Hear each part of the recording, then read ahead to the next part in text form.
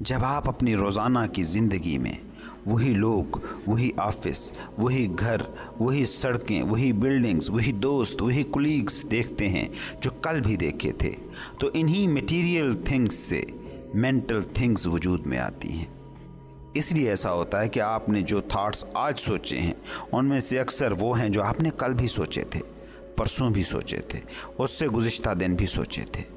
یہ ریپیٹیشن ہے جو آپ کو بور کرتی ہے، جو آپ کو تھکاتی ہے، جو آپ کو زندگی سے دور رکھتی ہے۔ مائنڈ کو اس بوریت سے، اس تھکاوٹ سے، اس انزائٹی، اس سٹریس سے کوئی مسئلہ نہیں ہوتا، کیونکہ یہ ساری وہ چیزیں ہیں جو مائنڈ کو ہی اسٹرانگ کرتی ہیں، جو دماغ کو ہی تقویت دیتی ہیں۔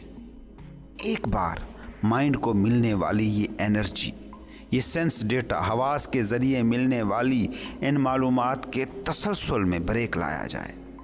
یاد رکھیں، اس دنیا کی ہر عبادت، ہر میڈیٹیشن، ہر مراقبے کا یہی مقصد ہوتا ہے، بریک، سینس ڈیٹا کی یلغار سے بریک۔ ایک لمحے کے لیے، چاہے ایک لمحے کے 1000ویں حصے کے لیے، اس حالت کو چھو آئیں گے جسے صوفی نو مائنڈ کہتا ہے۔